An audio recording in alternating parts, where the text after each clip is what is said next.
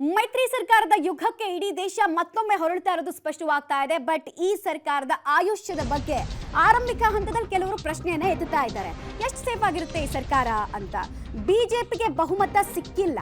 NDA ಆ ಸರಿಯಲ್ಲಿ ಸರ್ಕಾರ ನಡೆಸಬೇಕಾದ ಅನಿವಾರ್ಯತೆ ಸಂದಿಗ್ಧತೆ ಬಿಜೆಪಿಗಿದೆ.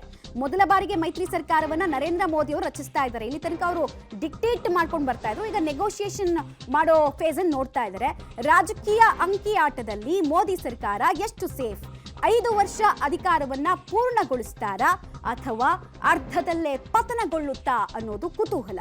ಹೇಗಿದೆ ರಚನೆಯಾಗಿರುವಂತಹ ಮೋದಿ ಸರ್ಕಾರದ ಸಂಖ್ಯಾಬಲ ಅನ್ನೋದನ್ನ ಕ್ವಿಕ್ ಆಗಿ ನೋಡೋದಾದ್ರೆ, ಬಿಜೆಪಿ ಹತ್ರ ಇರುವಂತಹ ನಂಬರ್ 240, ಜೆಡಿಯು 12, ಟಿಡಿಪಿ 16, SHS ಅಂದ್ರೆ ಶಿವಸೇನೆ ಶಿಂದೆ ಬಣ ಅವ್ರ ಹತ್ರ ಇರುವಂತಹ ನಂಬರ್ಸ್ ನೋಡಿದ್ರೆ JDS 2, RLD 2, JSP 2, LJP 5.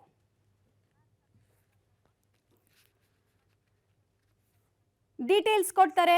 Shabir ನೇರ ಸಂಪರ್ಕದಲ್ಲಿ ಜಾಯ್ನ್ ಆಗ್ತಾರೆ. ಶಬೀರ್, ಮೊದಲ ಪ್ರಶ್ನೆ, ಈ ನರೇಂದ್ರ ಮೋದಿ ಹಾಗೂ ಅಮಿತ್ ಶಾ ಅವರ ರಾಜಕಾರಣವನ್ನ ನೋಡ್ಕೊಂಡು ಬಂದವ್ರಿಗೆ ಅವ್ರಿಗೆ ಸಮಯ ಸಿಕ್ಕಿದ್ರೆ ಸೇಫ್ ಆಗಿ ಸರ್ಕಾರವನ್ನ ಹೇಗೆ ಇಟ್ಕೊಳ್ಬಹುದು, ಆ ಎಲ್ಲ ಅನ್ಯ ಮಾರ್ಗಗಳನ್ನ ಹುಡುಕೋದ್ರಲ್ಲಿ ಅವರು ಎಕ್ಸ್ಪರ್ಟ್ಸು. ಸೊ ಸರ್ಕಾರ ಎಷ್ಟು ಸೇಫ್ ಅನ್ನೋ ಪ್ರಶ್ನೆಗೆ ಸಂಬಂಧಪಟ್ಟಂತಹ ಅನಾಲಿಸಿಸ್ ಹಾಗೂ ಪ್ರಮಾಣ ವಚನಕ್ಕೆ, ಮೋದಿ ಅವರ ಪ್ರಮಾಣ ವಚನಕ್ಕೆ ಆಗ್ತಾ ಇರುವಂತಹ ಸಿದ್ಧತೆ ಹೇಗಿದೆ? ಎರಡೂ ಪ್ರಶ್ನೆಗೆ ಉತ್ತರ ಕೊಡೋದಾದ್ರೆ. ಮಮತಾ, ಮೊದಲನೇದಾಗಿ ಮೋದಿ ಅವರ ಪ್ರಮಾಣ ವಚನಕ್ಕೆ ಈಗಾಗಲೇ ಸಾಕಷ್ಟು ಸಿದ್ಧತೆಗಳು ನಡೀತಾ ಇರುವಂತದ್ದು. 8ನೇ ತಾರೀಕು ಸಂಜೆ ದೆಹಲಿಯಲ್ಲಿ ಪ್ರಮಾಣ ವಚನ ಕಾರ್ಯಕ್ರಮ ನಡೆಯುತ್ತೆ ಅನ್ನುವಂಥ ಮಾಹಿತಿಗಳು ಬಂದಿದ್ದಾವೆ. ಈವರೆಗೂ ಕೂಡ ಸ್ಥಳ ಎಲ್ಲಿ ಅನ್ನುವಂಥದ್ದು ಕೂಡ ಸ್ಪಷ್ಟವಾಗಿ ಗೊತ್ತಾಗಿಲ್ಲ. ರಾಷ್ಟ್ರಪತಿ ಭವನ ಅಥವಾ ಕರ್ತವ್ಯ ಪಥ, ಈ 2 ಜಾಗದಲ್ಲಿ ಒಂದು ಕಡೆ ಪ್ರಮಾಣ ವಚನ ಕಾರ್ಯಕ್ರಮ ನಡೆಯುವಂಥ ಸಾಧ್ಯತೆಗಳು ಬಹಳ ದಟ್ಟವಾಗಿ ಕಾಣಿಸ್ತಾ ಇರುವಂಥದ್ದು.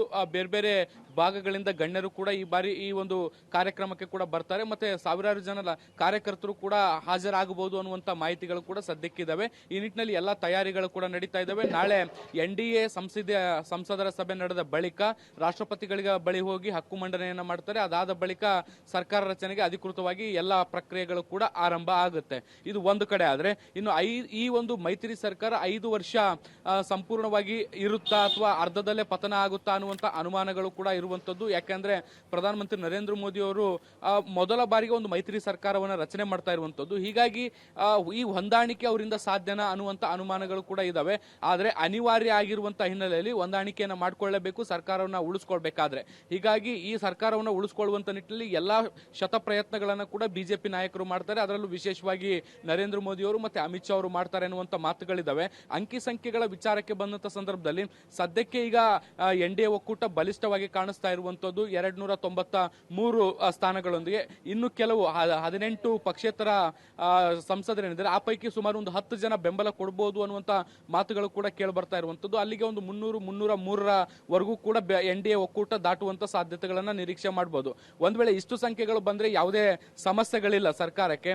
ಆದ್ರೆ NDA ಅಲಯನ್ಸ್ ನಲ್ಲಿರುವಂತ ಯಾವುದಾದ್ರೂ ಪಕ್ಷಗಳು ಒಂದಿಷ್ಟು ನೆಗೋಷಿಯೇಷನ್ ವಿಚಾರದಲ್ಲಿ ಹಿಂದೆ ಮುಂದೆ ಆದ್ರೆ ಅದು ಪಕ್ಷಕ್ಕೆ ಹಿನ್ನಡೆಯಾಗುವಂತ ಸಾಧ್ಯತೆಗಳಿದಾವೆ. ಹೀಗಾಗಿ ಕ್ಯಾಬಿನೆಟ್ ರಚನೆ ಮಾಡುವಂತ ವಿಚಾರದಲ್ಲಿ ಒಂದಿಷ್ಟು ಎಚ್ಚರಿಕೆಯನ್ನು ವಹಿಸಿ ಮುತುವರ್ಜಿಯಿಂದ ಈ ಒಂದು ಪ್ರಕ್ರಿಯೆಯನ್ನ ಮಾಡಿ ಮುಗಿಸಿದ್ರೆ ಬಹುಶಃ ಈ ಸರ್ಕಾರ ಸೇಫ್ ಆಗಿರೋದ್ರಲ್ಲಿ ಯಾವುದೇ ಅನುಮಾನಗಳಿಲ್ಲ. ಮಮತಾ.